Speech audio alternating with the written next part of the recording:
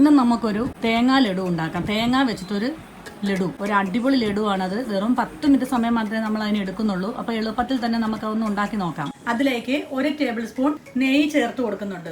നെയ്യ് ഒന്ന് നല്ലപോലെ ചൂടായി വരട്ടെ. നമ്മുടെ നെയ്യ് ഇവിടെ നല്ലപോലെ ചൂടായി വന്നിട്ടുണ്ട്. ഇനി ഇതിലേക്ക് ഞാൻ ഒരു ടേബിൾ സ്പൂൺ അണ്ടിപ്പരിപ്പ് ചെറുതായിട്ടൊന്ന് ഞുറുക്കിയെടുത്തത്, കത്തി വെച്ച് ഞാൻ ഒന്ന് ഞുറുക്കിയെടുത്തതാണ്. അതും കൂടെ ഒന്ന് ഇട്ട് കൊടുക്കണം. ഇനി ഇത് നല്ലപോലെ ഒന്ന് ചെറിയ തീയിലൊന്ന് ഇളക്കി മൂപ്പിച്ചെടുക്കാം. അങ്ങനെ നമ്മുടെ കാഷ്യൂ നട്ട് ഇവിടെ റെഡിയായി വന്നിട്ടുണ്ട്. ഇനി ഇതിലേക്ക് കോക്കനട്ട് ഇട്ട് കൊടുക്കാം. കോക്കനട്ട് എന്ന് പറഞ്ഞാൽ ഞാനിവിടെ ഡ്രൈ കോക്കനട്ടാണ് എടുത്തിരിക്കുന്നത്. അപ്പോൾ നമുക്ക് സാധാരണ തേങ്ങ വെച്ച് വേണമെങ്കിലും ചെയ്യാം.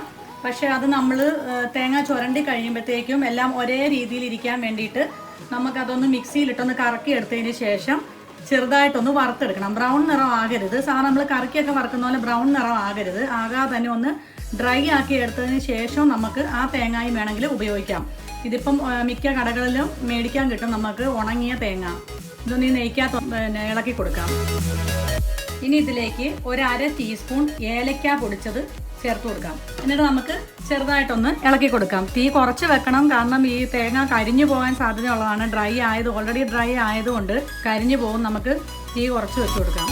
ഇനി നമുക്ക് 1/2 കപ്പ് പഞ്ചസാര ഞാൻ ഇവിടെ എടുത്തിട്ടുണ്ട്, അതൊന്ന് ഇട്ട് കൊടുക്കുന്നുണ്ട്. ഇനി നല്ലപോലെ ഒന്ന് മിക്സ് ചെയ്യാം.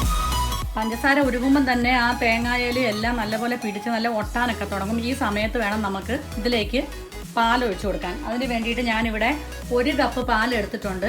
അത് നമുക്കൊന്ന് ഒഴിച്ചു കൊടുക്കാം.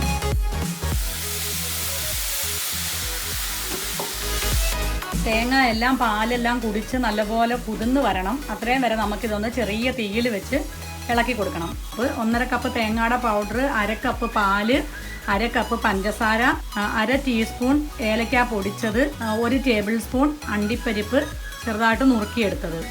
ഇത് നമുക്ക് തീ കുറച്ച് വെച്ച് ഒരു 10-15 മിനിറ്റ് കണ്ടിന്യൂസ് ആയിട്ട് നമുക്ക് ഇളക്കിക്കൊണ്ടേ ഇരിക്കണം. കാരണം ഇതിൻ്റെ ആ പാല് ഒഴിച്ചിരിക്കുന്നതിൻ്റെ ആ വെള്ളമയമൊക്കെ മാറി ഇത് നല്ല പഞ്ചസാരയൊക്കെ ഉരുകിയിട്ട് നല്ല കട്ടയായിട്ട് വരാൻ വേണ്ടിയിട്ടാണ്. നമ്മൾ ഉപ്പുമാവൊക്കെ ഉണ്ടാക്കുമ്പോൾ വരുന്ന പോലെ ഇത് വരും. ഇത് കണ്ടില്ലേ, വെള്ളമൊക്കെ ഇതിൻ്റെ പാൽമയമൊക്കെ വറ്റി വരുന്നുണ്ട്. ഇതിവിടെ റെഡി ആയിട്ടുണ്ട്. നമുക്ക് ഗ്യാസ് ഓഫ് ചെയ്തതിന് ശേഷം ചെറുതായിട്ടൊന്ന് ചൂടാറാൻ വെക്കാം. ഒരുപാട് തണുത്ത് പോകരുത്. തണുത്ത് പോയാൽ നമുക്ക് ബോളാക്കി എടുക്കുമ്പോഴത്തേനും നമ്മുടെ കയ്യിൽ അത് ബോളായി വരില്ല. അപ്പം നമുക്കിതൊന്ന് ചെറുതായിട്ടൊന്ന് ചൂടാറാൻ വേണ്ടിയിട്ട് വെക്കാം. അങ്ങനെ നമ്മുടെ കോക്കനട്ട് ലഡു ഇവിടെ റെഡി ആയിട്ടുണ്ട്. ഇനി നമുക്ക് ഇതിങ്ങനെ എടുത്തിട്ട് ഓരോ ബോളാക്കി എടുത്തതിന് ശേഷം, ചെറിയ ചൂടുണ്ട്, കൈ നല്ലപോലെ പൊള്ളാതെ നോക്കണം. ചൂടുണ്ടെങ്കിലേ ഉള്ളത് പിടിക്കുകയുള്ളൂ.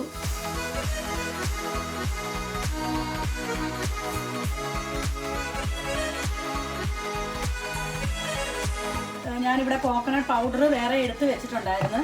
ഇതിലേക്ക് ഇങ്ങനെ മുക്കി ഒന്ന് കോട്ട് ചെയ്യണം. അതിന് ശേഷം നമുക്ക് പാത്രത്തിലോട്ട് മാറ്റി വെക്കാം. ഇതുപോലെ തന്നെ എല്ലാം ഇതുപോലെ തന്നെ ബോളാക്കി ഇതേ രീതിയിൽ ചെയ്ത് വെക്കണം. അപ്പോൾ വീഡിയോ എല്ലാവരും കണ്ടല്ലോ. വീഡിയോ കണ്ട് ഇഷ്ടപ്പെട്ടെങ്കിൽ നിങ്ങൾ ലൈക്ക് ചെയ്യുക, അതുപോലെ തന്നെ ഷെയർ ചെയ്യാനും സബ്സ്ക്രൈബ് ചെയ്യാനും മറക്കരുത്. വീണ്ടും പുതിയൊരു എപ്പിസോഡുമായിട്ട് അടുത്ത ദിവസം വരാം. അതുവരെ ബൈ.